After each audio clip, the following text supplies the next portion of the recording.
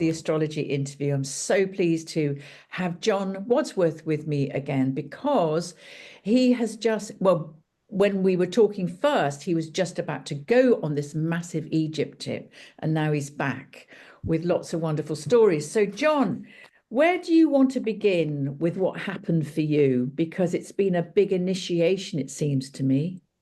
Yeah, it has. I've been to Egypt many times, and I've been deepening my relationship with Egypt. I first went in 2011. I had a very powerful experience in the King's Chamber when I was there in 2011, and which really kind of forged. I could say something about that later, actually, but that really forged my relationship with Egypt. And then I went and spent several months there, living in Luxor, and really deepened into the place. And then, and I sort of, and then I went back again for a longer trip last year as well, and that was where the idea came to run a tour. I run pilgrimages and lead pilgrimages and obviously workshops and retreats. I've been doing that for many years, but this was the first time I'd ever like had this crazy idea to lead a tour in Egypt, of all places.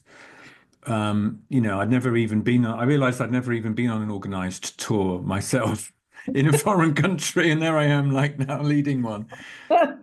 So the idea came well over a year ago, and then I kind of hesitated, stalled on it, because I knew that if I was going to go, I had to go for the spring equinox. I got this message: you've got to go, and you've got to be between the paws of the Sphinx on the spring equinox to see the stars, of Aquarius rise at that moment in 2025. That's when you've got to do it. It was like a bolt out of the sky. That's when you've got to go. So then, of course, I looked at the astrology of that time, and it's like, oh my God, that's right in the middle of the eclipse season, with Mercury and Venus retrograde, right on the lunar standstill, and all of it. It was like, oh God. But then I looked at what that would allow us to do, because it would allow us to be there at the temple of Hathor at Dendera on the day of the Sun Venus conjunction. We could be at the temple of Thoth on the day of the Sun Mercury conjunction. We could be at the Isis temple in Philae on the day when Venus returned as the morning star. And it was like the poetry of it won me over. Sue, that's what happened. I'm an astrologer of the soul, of the Yeah, poetics of the soul. yeah. It's like it won me over, and I'm like, well, providing that's the context, then it'll all be okay. Because in your newsletter, you sounded as if the astrology threw you into doubt. Should you Well, go? it threw me into doubt, yeah, initially, and then I got over myself, put it out there. The thing filled up within 2 weeks. I had 16 people. I'm like, wow. Wow. Yeah. So just from one or maybe two newsletters, that's all within my own network, students, clients. It was like, wow, everybody wants to do this. I think they'd seen me. I posted a lot on Facebook before when I'd been doing the trip earlier, and people had asked me already to say that you're going to lead a tour there. And anyway, it filled up. So it all felt right and everything. And then, I was kind of buoyed up with all of that. And then the doubt crept back in later. It's like the Mm. astrologer's curse. That's what I call it. Even though I tell my students over and over and over again not to, not to look ahead and predict bad, Yes. astrological signatures, and not to consider, like potentious or bad astrological signatures in themselves, that everything just needs to be engaged with as it is on its own terms.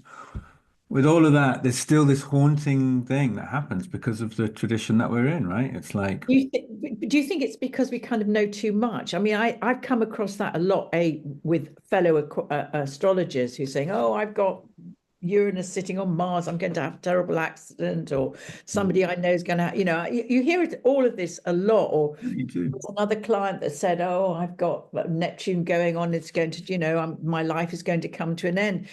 And it's just about saying, no, it doesn't. It's about potential. It Well, isn't about actualities, but there's lots of ways it can express itself. exactly. And this was the thing. So I had to then go through, all of this that I wanted to pull out of the tour. That I got to an extreme point Yeah. autumn where I wanted to pull out of the tour to go and just give everybody their money back. And I had to go through this. I mean, I look at it now and I have talked about this in a newsletter, but I'll say a bit more about it because I realized it was a proper initiation, really, where I had to face not just the fact that this was my first tour abroad and all the risk and all the money and, and all the trust that's involved in working in a country like Egypt, where you just throw in, who do you trust, right? I mean, I had to trust my intuition that the person who was my guide in Egypt, who I'd only met once, but immediately trusted him, that my intuition was good on that. So I had to go with that. And then also, because the initial person who I was going to do it with, I realized I couldn't trust him, so I shifted to this other guy, and who turned out to be absolutely brilliant. And I want to work with him again because he's amazing, and I will work with him again. Um, but it was the astrological piece that was haunting me. It was this idea of, is this irresponsible to, like, knowing what I know as an astrologer, to then go and take people into such a traditionally portentous type of astrological situation. Now, what we did do, and this was, I think, you know, Gosh. this brings up another interesting question which maybe we can talk about, was that, we did a lot of preparation. We had 16 people for almost a year as a group. So we met regularly on key astrological moments and turning points of the year. We met on the equinox in September. We met on the winter solstice. We met at the moment where Venus turned retrograde a couple of weeks before the trip. And then I went out to Luxor a week before the trip to make offerings to the various Netta, the gods, at different temples to ask for smooth passage. And I did that at key moments. I did that on the moment of the lunar eclipse. I was at Karnak and went to the shrine of Osiris there, the Seven Gates, and I went to see Sekhmet in her shrine at the Temple of Ptah. And I, I was it was the moment of the lunar eclipse. So I'm like, okay, I'm going to ask for this, and I read some beautiful words out. I felt like I was making the right offerings, and by that point I'd relaxed as well. I got there and I'm like, this is happening. I'm just going to relax, and I did that, and I went, I did that, and then a few days before everybody came, I just dropped into this relaxed place because I felt, well, I've done all that I can do, and everyone's so excited and everybody's so up for this. And then, of course, everything went beautifully. The whole thing went beautifully. Everybody arrived. The flights were on time. At least during the trip itself, the flights were on time. I'll tell you that bit at the end. But everything went beautifully. The guide was amazing. The hotels were amazing. The food was amazing. We had one or two dynamics in the group, but it went beautifully. And I mean, it's interesting. Mercury's retrograde. The flights are all going to late. Well, everyone arrived beautifully and perfectly for our tour. The next day, Heathrow closed down for 24 hours because of a fire, right? So things were happening. They just weren't happening to us, right? Didn't happen to That's you. interesting. So, My goodness me. not that I necessarily want to tie an event, such a big event like that, just to one astrological signature like that. But you know what I mean? It's like Yeah, I it do. I was do. showing me something of, like, well, you've approached this in the right way. Yeah. You've paid attention to the Yeah. astrology without letting it completely, Yeah. you know, I think dissuade that's you from doing it, I right? mean, it's such sage advice, isn't it? Because I know lots of people go, "Oh, Mercury's retrograde. I can't get out of bed," and all of that kind of stuff. And Mm. I've never bought into that. No, no, Be, neither be, have I. be, be vigilant, definitely. Yeah, yeah. But I don't believe that the planets run our lives. I No, think we I work don't think with they do them. either. You know, I Yeah. think if you've got a strong intuition to do something, then you do it. And then Yes. reflect on the astrology afterwards. That's Yes. tended to be my approach. That might be, you might say, well, that's foolhardy, but that's been my general way of approaching Yeah. it. Because I want to learn, I mean, Yeah. I work with, when I'm teaching my students, we do We do a lot of, in order to understand how the planets are working for us in our lives, we do a retrospective timeline of events, right? And we look at the Yeah, cycles and we look at the transits and the progressions and see what was actually going on. And then see if we can correlate what we know has happened in our lives with those events and see if we can learn from them. And I find that yeah. quite a therapeutic way to work with astrology, Well, I rather think than always trying to preempt things. Because astrology is it's capricious. It will always show you something that you couldn't see. It will show yeah, you aspects of the symbolism that you probably haven't considered a lot of the time. but it is extraordinary how it just ties up. It's fascinating, if something will happen and you look back, as you say, the timeline, you just go, whoa, that's what's happening, or whatever planet was happening, doing whatever it's doing. I find it comforting. Mm. I do. I find I it, mean, we can all find lots of correlations, can't we? I mean, I had a terrible thing happen with my right eye when I was in Thailand on exactly on my Chiron return. And I got an infected contact lens that gave me keratitis, corneal ulcer. I lost the vision in my right eye. I still don't have vision in my right eye because of it. But that happened with Chiron precisely conjunct my natal sun, which is conjunct my Chiron and my North Node in Aries in the first house. I mean, you couldn't make that up. I mean, the sun rules the dominant eye. yeah, Aries rules the dominant eye. The first house rules the dominant eye. To make it even more ridiculous, the sun is on the midheaven on my astrocartography, going through the little island in Thailand where it happened. Which you think, oh, that's a good place to go. Sun on the midheaven, great place to go. Maybe not, I don't know, maybe not when Chiron is exactly conjunct it, but so you could isn't it? look at that and go, well, you should be Yeah, paying more attention. But I didn't know that was going to. How could I know that that was how it was going to show up in the symbolism, right? I was fully aware I was on my Chiron return. I was fully aware that was going on. I thought it was going to happen to me, and it was happening to me as well internally, And I was, in this place of, vulnerability. But yeah, wow, So my dad died when Pluto hit my midheaven, which was also yeah, his ascendant. I mean, like it's so they're so specific things, but I take them as I always try and read them as sort of gifts of synchronicity that yes. that sort of it's like, well, there you go. There's something here. This thing that you're doing with astrology, it can be that precise and that specific, and yet you could see somebody else's chart, something And really it has, happens, nothing much there. yeah, but Not for you me, can't just you can't. It's not a mechanism in that way. yeah, for me it brings back the whole concept of marvel. Marvel. I marvel at it. It's kind of like this is Mm. it's got that wonderful feeling of awe and Yeah. marvel, and the synchronicities that work, which are just mind-blowing, and they happen so often. And I'm sure it happens with you and your Mm. clients, but Of my course. clients always tip up when there's something big happening in their chart, and they're called to go and get a Yeah, reading exactly. because they have to make sense of it. They don't understand what's happening, and then and they go, do you know, I've never had a reading before. Oh, is that that's what's happening?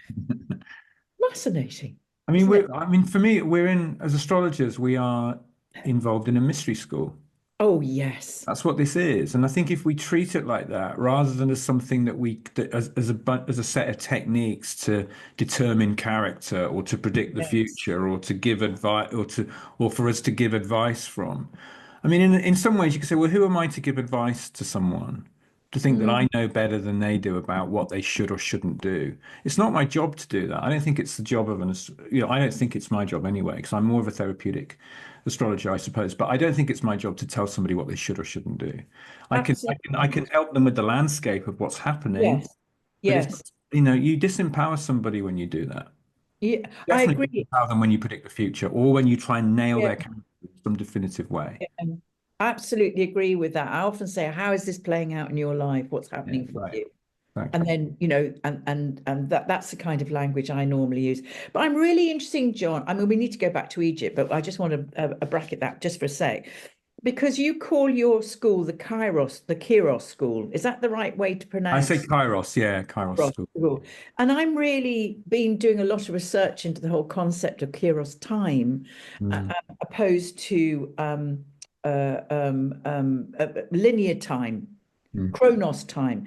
Yeah. Can you just explain the difference between the two and Yeah. why you Okay. named your school Kairos time? Yeah, I mean, this is a very deep rooted inspiration for me in all of my work, I think. I mean, we could talk about this in different ways, but when I first encountered the idea of Kairos, it was, it was it differentiated this idea of Chronos, meaning chronological time, linear time, or not necessarily even linear time. It could be cyclical time as well, Chronos, couldn't it? Saturn, think about, Saturn also governs the cycles of time. It's not, so but it's the unfolding of time.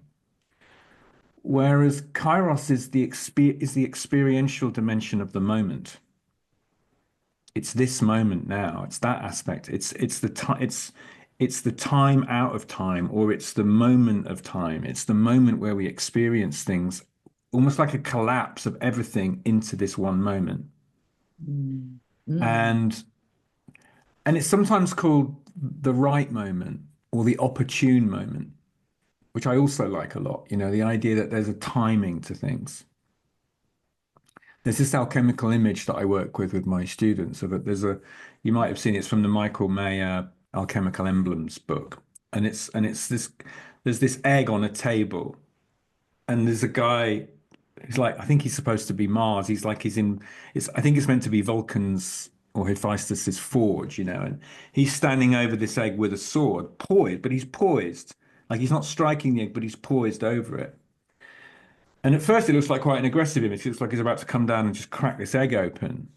But then you realize that he's actually trying to tune himself to the right moment where the egg would actually crack open under its own natural forces. And he's trying to do something in himself, which is to time that so that he just knows the moment to act is actually drawn from something that is already inevitably going to happen, which I think brings us in some very interesting territory around the nature of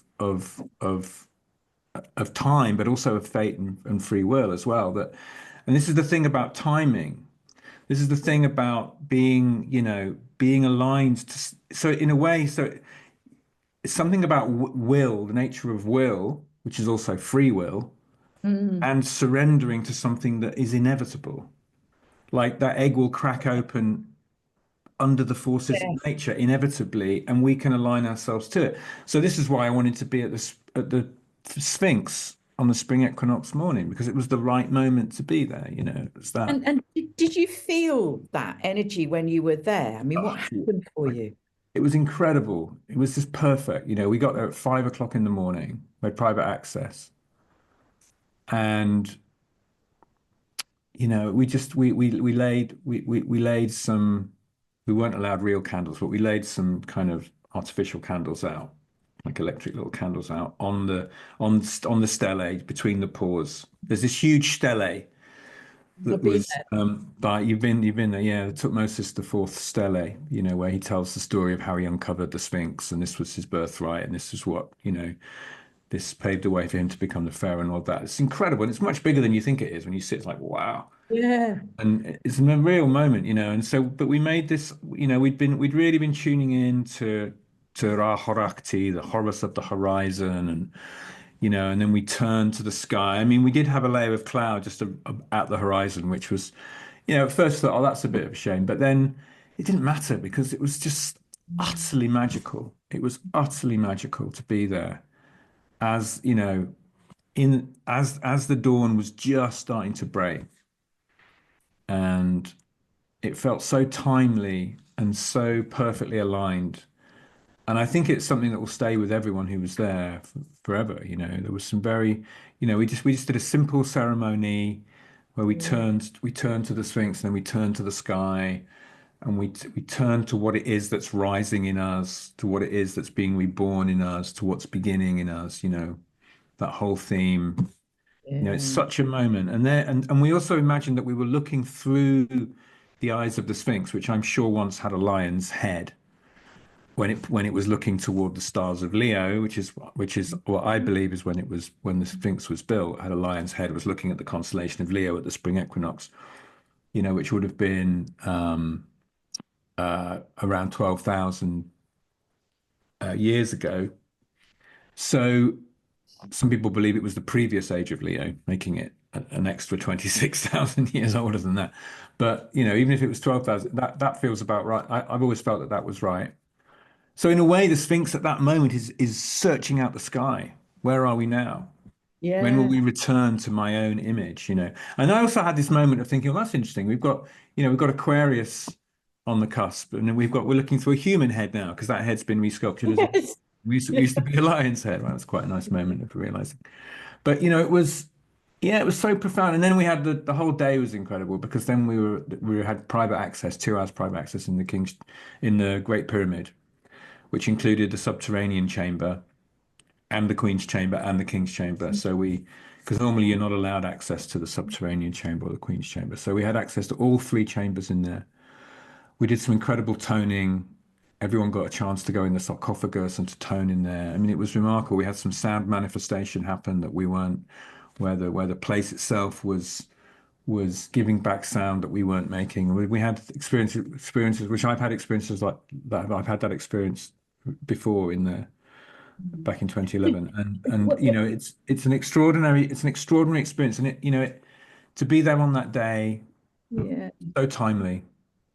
In the video that we did before, we were talking about, you were saying that you were absolutely sure that the chambers were some form of communication, something to do with the stars, and obviously sound is all part of that Mm. vibrational sound.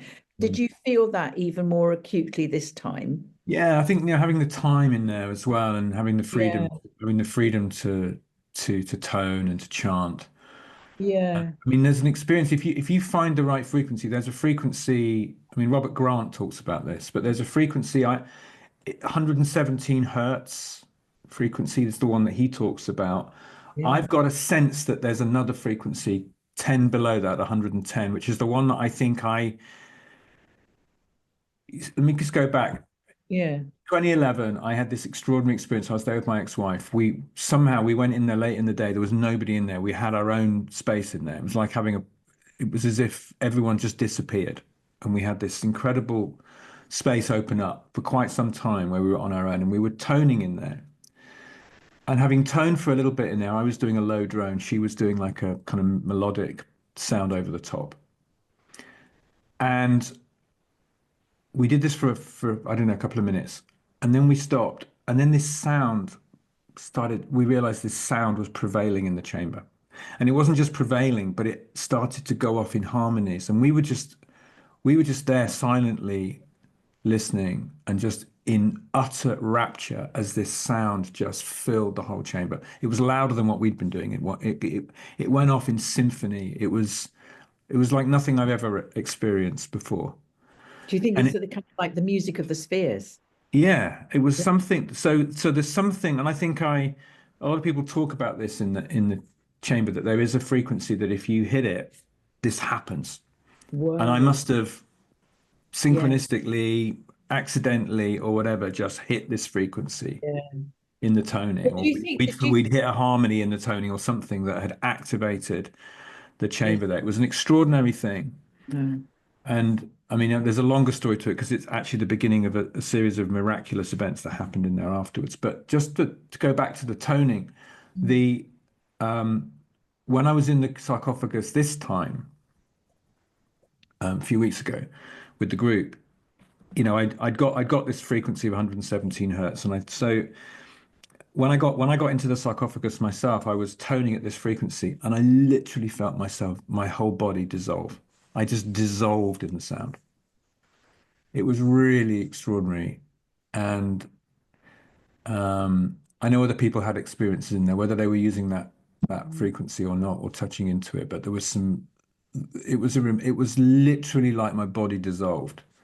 And I Did you think say I'm that just, you go we're out just of it? getting a glimpse of something that was actually literally with the high level of spiritual attunement that the ancients had, and that the pharaoh had in his shamanic role. He was able to dematerialize, You do maybe think with that? the help of monatomic gold or whatever it was Yeah. that Yeah. those little triangular offerings are on the temple walls, that they talk Yeah. about, that the gold that's been burned at the temperature of the sun, or however that was done, that Do you know? allows the body to dematerialize. There's something going on, and it's to do with sound, and there's some way that the pyramids are built that has to do with this highly advanced technology of sound. I'm absolutely convinced. Okay, so you were out there when the so-called discovery of the fact that there's something happening underneath. Yeah, I think we exactly. have to be very careful to realize this has not been verified, No, it hasn't been verified, and and it I'm being hasn't been cautious. verified. But I find that for me, as soon as I heard it, I kind of saw the pyramids as a kind of almost like the shape of an oil rig. You know, there's this platform above the sea, and then there's all this stuff going on underneath the sea. And I Mm, wanted to talk to you about that because I know with the Sphinx, when I was there, it's very clear the Sphinx was surrounded by water. Very yeah, clear, obvious. You know, obvious. any So geologist will confirm that. therefore, I mean, the pyramids could have been like that. Yeah. I don't know. I mean, what did you feel when you heard that news? I mean, I've been convinced for some time that there's a whole world underneath the Yeah, plateau. There's the hall of records under the Sphinx. I'm convinced that there's a hall of records under there, and it lines up with and it lines up with the middle pyramid because what they discovered is underneath the middle pyramid, the so-called Kefren pyramid. Nothing much, I don't think it had much to do with Kefren, to be honest, but that's where they've discovered it. And these huge cylinders and then these enormous cube shapes. I mean, I think the technology is still in its infancy. yeah. I've been listening to Andrew Collins and Hugh Newman talking about it very intelligently, and Mm. they're very interested in the way that it links to the Cave of the Birds, which was Andrew Collins' discovery back in the 90s, I think it was, which is the beginning of a tunnel system which links directly to the second pyramid. So I think there's so much to be discovered under there. But what these were for, what this was, if that's what they are, if they are these huge cylinders and We what don't know. for, but there's an incredible technology there which has a lot to do with the stars, those Yeah, those those star shafts used to be called air shafts. Nobody really takes that seriously anymore because why would you have an air shaft in the thing, especially when exactly. they don't even go to some of them don't even go to the outside wall. Yeah. But there were these star shafts that point at particular stars. So in the King's Chamber, you have one pointing north at the star Thuban, and then you've where Thuban when would have been when it was the pole star, and then you've got the one in the south pointing to when Orion to when it's the which star of Orion spell is it? I think it's Alnitak. Is that how you say it?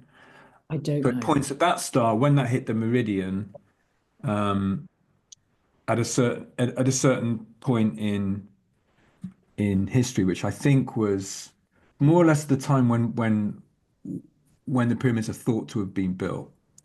So it kind of conforms with that time, with that aging. But that doesn't mean that they were built when that doesn't mean the pyramids were built then. It just means that's when the shafts were put in. So it does sort of confirm that. And then in the Queen's Chamber, Robert Bauval, of course, discovered that you've got the southern shaft pointing at Sirius, Yes, northern shaft pointing at Dupe in the Big Dipper. And one of the things that you find at many temples in Egypt is that you have, and you get this at Saqqara, you find that the Great Pyramid is aligned perfectly north, south, east, west. Absolutely, like within I think a third of 1% of a third of incredible, isn't it? whatever it is, tiny point of 1%. Incredible precision to true north, not even magnetic north. Mm. At Saqqara, you've got the step pyramid at Saqqara points 4.5 degrees east of north. Now that's not a mistake. They haven't made a mistake and put it at that. What it creates is, and again, this coincides with like about 2850 BC when Josso was. It sort of confirms the timeline to some extent. But there's a statue of Joseph inside of this stone sort of telescope type thing with his eyes looking up at a particular angle. And he's looking at um, the star Alkaid in the Big Dipper, which for the Egyptians was called the bull's thigh. It was the thigh of Set that was thrown into the northern sky. At the point when Sirius is on the eastern horizon, so there's a paran between the heliacal rising of Sirius and um, and Alkaid, the star Alkaid being at the meridian at that same point, and it coincides with the Sothic year. So, yeah, I mean, their astronomy was so sophisticated, Sue. It was incredible, and they were so, they had the Sothic year, their year which slipped by a quarter of a day every Yes. every year. They let it slip, because it was all tied to the rising of Sirius, because that heralded the flooding of the Nile. Everything was tied to that because the flooding of Yeah. the Nile was the gift of Egypt that allowed it to flourish for so many centuries and millennia. So it was a huge moment, and yet they had their 365-day calendar with the 5 days that they give to the gods, 360 days plus the five, and then they knowingly allowed it to slip by the quarter day that we make up for with the leap year of 4 years. They just let that slip, and it would rectify itself every 1,461 years. It would come back round. But there would be a huge ceremony on the day when it came back round. They would build temples and they would rebuild temples on that day when it came back around, when it realigned with the actual phenomenon in the sky. They let this thing slip. They let the year slip by a quarter day and still honored the beginning of the year, wherever that happened to fall in the year, and Do then you, honored the return of it. You can see do this you as evidence of this in lots of places. do you feel that these people were, I mean, much more, they must be much more advanced than us. They have to have been, because Yeah. we don't have that technology and we certainly can't do it to that precision. So who were they? Yeah. Who were they? Who were they? I don't know the answer to that. Uh, No, not me. I mean, I listen a lot to people like Greg Braden and mm, um, um, I find what he's saying quite persuasive. And obviously Graham Hancock, who's mm, been doing huge amounts of research into this for decades, mm, and he's always said that below the pyramids is this other world. mm. Maybe he's right. I mean, I think we can't say for sure that it is there, but it's certainly it's worth it. We have to explore that, and that opens up the fact that then our history is what we've been told is wrong. Problem And is, you've got to deal with the Ministry of Antiquities, one of the most corrupt yeah, organizations in the world. yes, Egyptian Ministry of Antiquities is a law unto itself, and it's their primary role is to preserve the narrative, yes, to keep us absolutely. believing that these incredible structures were tombs when they clearly weren't. I They mean, were they were not. many things, I believe, but the one Yeah, thing they weren't is tombs. they weren't tombs. No. So, John, what has this trip done for you? It set me on a path. It set me on a path. I want to go deeper with it. I'm going to lead more tours in Egypt. I feel that that.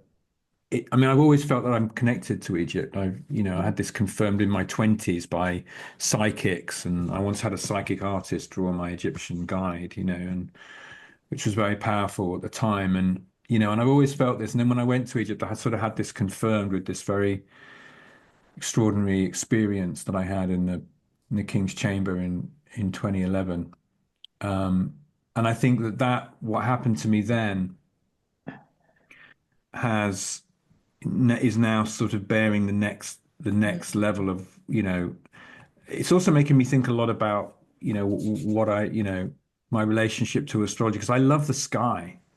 When I'm discovering, and Robert Bauval's been a great guide in this way, but in his amazing books, but he's such a pioneer in that whole archaeoastronomy field. But there's something when I stood looking, with behind the step pyramid at Saqqara, like just contemplating what it took for this what they were up to, and the Yeah. level of the astronomers that they were, and I was just in ecstasy. I felt such a sort of recognition of that I'm so connected That to this lineage. culture and to this lineage. So I think it's gonna, and I already feel it's sort of starting to reveal more layers. I mean, if I can tell you what happened to me back in 2011 after I had this sound experience, because that was just the beginning of what happened in there. And it happened on my Jupiter, it happened with Jupiter exactly on my North Node at 0 degrees of Aries. Mm. And which is an interesting degree, especially at the moment with what's happening there with Neptune and Saturn coming to join. Well, yes, But cause that's my North Node position. Anyway, after we'd had this experience of the sound manifesting, I was just there with my ex-wife, and um, we didn't know what to do after that. It was so extraordinary what happened. We were just speechless. We were in this kind of other world, it was a miracle. And we just went back and started to sing again. We didn't know what else to do. So we just went and started singing again. And we've been doing that for just a minute or two. And then this guy walks into the chamber. Blue jeans, white t-shirt, shaved head, quite tall, quite muscular, walks across the chamber, climbs into the sarcophagus, and starts to sing with us from inside the sarcophagus. We hadn't even got to that point yet. We hadn't even been in the sarcophagus. It hadn't even occurred to us in a way to get in there. Anyway, he sings in there for a little while, joining us with the sound. It's like, wow. Anyway, then he gets out of the sarcophagus. He walks over to me and he says, "Hello, John. How do you know my name?" He said, "I know your name." With this kind of authority, he said, "I know your name. You're a great astrologer." I'm like, "How do you know I'm an astrologer?" He said, "It doesn't matter." And I'm like, I'm scrambling around going, "Well, have you seen like something I've done on YouTube or what?" I was kind of trying to work out what was going on. And he just said, "It doesn't matter." I didn't have very much online in those days anyway, to be honest. But I just, and then he said, "I like what you were doing with the sound." And I said, "Well, you should have been here a few minutes ago." I said, "We were singing and all this sound just materialized, didn't it?" And he just went, "That happens in here." Stone faced, like it was completely normal. And then he starts instructing me like he's my teacher. He says, "Now you must go and lie in the sarcophagus, and we will sing with you while you're in there." Meanwhile, Colette, my wife, comes over and tries to like engage him in conversation. He completely ignores her like she doesn't exist. She said he was one of the rudest people she'd ever met. He just like never even acknowledged her existence. She asked him questions, he just ignored her. She said he was totally and only focused on you. Anyway, we did this, then she went in the sarcophagus, we were carried on singing. Then somebody else walks in and she joins us, and then there were four of us all singing in there. And then the lights start to flash in there. I don't know if they still do this, but because there was no guard in there. I mean, it was weird. There was no guard. We were never once had to deal with a guard. I mean, nowadays you've got guards there all the time, but there was no guard. And the lights flashed in there, and he said, "That means we have to leave." It was the end of the day. It must have been like 4 o'clock or something. Anyway, we make to leave, getting our stuff. He walks out first. He's been gone out of the chamber just a few seconds, and all the sound comes back again like it did before, filling the whole chamber. Wow. And this woman who's only just come in, she's not privy to anything that's happened previously. We haven't spoken to her. She just goes, "What's happening? Wow." And Colette I always remember what Colette said. She said, "Oh, the gods are saying thank you." That was what she said. Like the gods are saying thank you. And I'm like, I just said to her, I said, "This happened before he came in. Now Yeah. it's happening again." And it didn't last very long, like a few seconds, and then it just stopped. Yeah. And we were like, because at this point, anything could have happened and Mm. nothing could have phased us. We were literally in another world, miraculous experience. Anyway, we leave because all I want to do is go and talk to the guy. I want to talk to him. I want to go and sit down with him. I want to know how the hell he knew who I was because obviously that's what I'm thinking about. Mm. Anyway, we get out there and it's a long passage. Yeah. The the gallery. What do you call it? The um. Oh, I can't remember what you call it. The huge gallery that you walk down. It takes you quite a while to walk down there.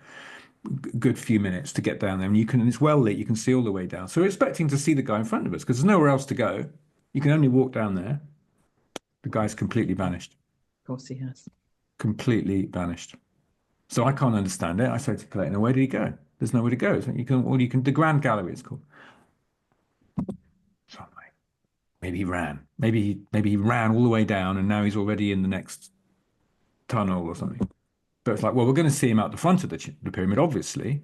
But of course, we get out the front of the pyramid. The guy's completely disappeared. He's dematerialized. He's completely vanished. And he told me his name was Paul. That was the other thing he said. When he shook my hand, he said, my name's Paul. I thought he sounded Australian. I mean, it's bizarre. Yeah. But I obviously never heard from him again. I've never had any contact with him again, but I've had dreams about him and the story is it's like it happened yesterday.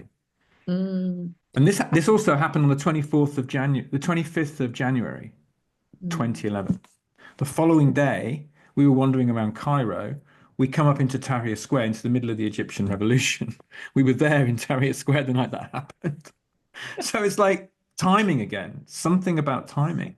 Yes. We were in the pyramid the day before having this extraordinary experience, so yeah, things like, I've had experiences like that in my life. Nothing, that's probably the most dramatic, but Yeah. but I this, think, what's happening to me now and post Egypt and what's oh happening yeah. to my experience is really, you know, what's putting me back in touch with that. Every time I go in the King's Chamber, I'm back in that experience again. It's so powerful. I think well, your story is really important to remind people that extraordinary things happen Mm. in the most ordinary ways, and a lot of people have these experiences, but they think they're mad. Mm. Or it didn't happen, or they dreamt it, or all sorts of stuff. I mean, I certainly have had similar experiences that I cannot explain. Mm. And I think it's really important for us all to understand that we do have that capacity to have those experiences. And I'm really glad that you shared that with us because hopefully that will enable people listening to this to realize they're not crazy. It Mm. happens. It happens. I've, obviously after that experience, I researched people's experiences in there, and this is not that unusual. Um, Freddie Silver talks about an experience that he had in there. Robert Grant, who's he's yes. got enough money to have spent several nights in there on his own. You know, he's had incredible things happen to him in there. Things that, Napoleon, famously would never speak about what happened to him when he spent the night in there. Oh, really? Yeah. Really? He said he would never speak about it. Yeah. But it deeply, deeply, deeply affected him, and his whole like passion for Egypt, I think, was Wow. connected to that experience that he had in there. So there's something going on. There's Yeah. something. There's a it's the most powerful place I know anywhere in the world. That spot inside that. Well, at this great time of transition, I think these power I don't know if that's the right word to call them, but they are power points, or Mm.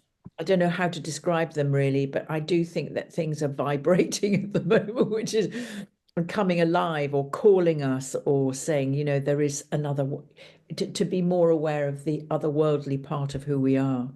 And I think it's coming now for a reason, because Yeah, we me need it more too. than ever. And I think we're going through this incredible transition, Yeah, yeah, and things are changing so fast, and we're yeah, having to remember this ancient wisdom because the ancients had this.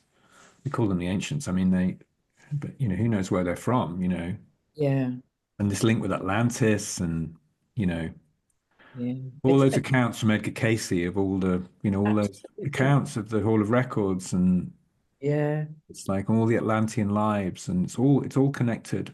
yeah. As Graham Hancock says, there was a pre-Diluvian race of people who were so far advanced, and they reseeded civilization again after the flood. Yes, and the Great after the Flood is cataclysm. in every single culture, ancient culture, that story of the Great Flood. And I mean, in my world, I was taught it through the Bible, but of course, it wasn't. It's not exclusively to do with the Bible. It's in every culture there was a Great Flood, Mm, and I find that just fascinating. And what happened to the world and how the planet completely changed its shape. mm. So I'm, And I'm go on. where we're going, we don't know, do we? But I do believe that something is happening uh, to do with the ancient knowledge and also perhaps to do with extraterrestrial influences. I don't know if that's the right word, but I just feel like we're becoming the conduits in the middle.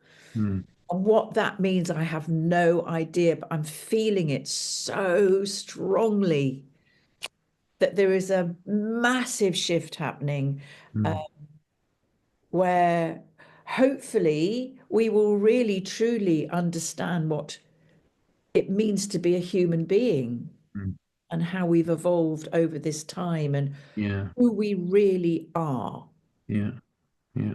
I agree. That's It, fascinating. it felt incredibly important to be there at So that time, you know. And what's your vision now, John? Where are you going to be taking all of this? well, I know I know there are more trips to Egypt for Yeah, me. There are more tours to run there. I want to write about this. yeah, I mean, a lot of my work, and this may connect with it. I don't, a lot of my work revolves around tapping into to ancient wounds, the ancient wounds of the soul. I talk about the 12 sacred wounds in relation to the zodiac, and so that's a big part of what I'm doing. I've started writing a book about that, and it's been on pause for a while because Egypt sort of took over. But I do need to write that, and somehow this is connected, I think, to how we tap into this, you know, something to do with the core of our existence, something that we've been shamed into not yeah, expressing about who we are. We've been conditioned to keep all of that, you know, keep all of that down. But there's something now which, and I think it's, you could say it's the Chiron, it's the Chiron effect, the wounded healer, the shamanic element. There's no doubt for me that the pharaohs, one of the main roles of the pharaoh was a shamanic role, where they were going, and I think that, now that we're more aware of shamanic societies and these ancient societies who were able to work so in such a sophisticated way with plant medicine, and yeah, and that all gets quite twisted and abused, of course, by our, Western greed and all that. But it's very important, and I think a lot of ancient wisdom, whether it's through the plant medicine shamans or whether it's through our understanding of Egypt or Atlantis or whatever, it's coming now for us for yeah. an And important time. And I feel I want to, I feel I've got some kind of role in that, and I, um, I'd like to, yeah, deepen. Yeah, sure. I mean, we are stepping into extraordinary times, that's for sure. And I also think that a lot of us are being very strongly advised, led, guided, call it what you will, to put a lot of attention into shedding the negative parts of the human condition, Yeah, what we have been conditioned to believe. yeah. And I feel that very, very strongly now. And that you have to begin with yourself. I think the most important thing we can do is our shadow work. We have to look at all the inauthentic places in ourselves, and all the ways in which we're just Yeah, projecting all of that darkness in ourselves out onto others, onto the world, putting ourselves in a victim place in relation to, this whole victim perpetrator narrative that is so deep in us because we're so, there's a way in which we've been oppressed for a very long time, all of us, and we will, in my opinion, we've lived many times, we've lived in many different bodies, we've lived as men, as women, as animals, maybe, I don't know, but we've experienced all of it, and I'm yeah, interested in what continues through that, the soul. That's it's the soul that's been so diminished and is being diminished. And maybe there's an attempt at the moment from dark forces to actually try and eradicate the soul altogether. So I think that's what's worth fighting for. I do, I agree too, but I also think, that there is a very strong martyr archetype working out its way out Yeah. in human consciousness as well, and what that means. I would say to anyone who's listening, who's kind of getting a bit fired up about this, you're not alone. It can be you can feel like you are. It can feel like it's a very lonely journey, but you're Mm. not alone. I mean, community for me, I was actually just writing yesterday about the things that my highest values, and community comes so high for me as a value of friendship and community and kindness and what we can do for each other and how we can support each other and recognize that we're all in the same boat. We're all caught in the same current on the Yeah. same stream. And, we've all got our different pieces of it, but ultimately we can all support each other, through it. And that was what I loved about the group. We went there as a group and we supported each other as a group Yeah. It's beyond an individual ambition to experience anything particular in Egypt. It was more that we went as a group and we held that strong container. I just find this fascinating. I'm so glad that we've had this conversation, John. I just love it. So, is there anything you'd like to finish with? Anything you'd like to say just to wrap up? Um, well, come and join us in Egypt next year. We're going in February next year. I'm signing up. Absolutely. Just sounds fantastic.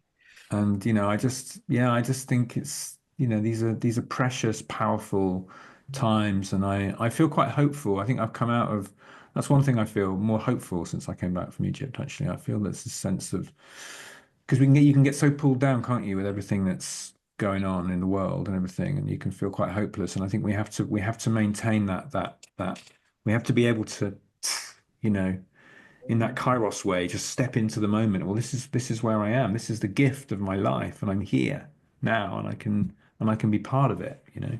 Absolutely. It's just essential. Mm. It's essential.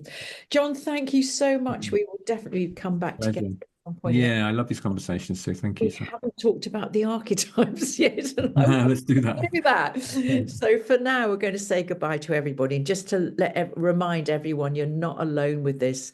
You may be feeling really weird at the moment, and that's kind of normal at the moment. So God bless you on your journeys.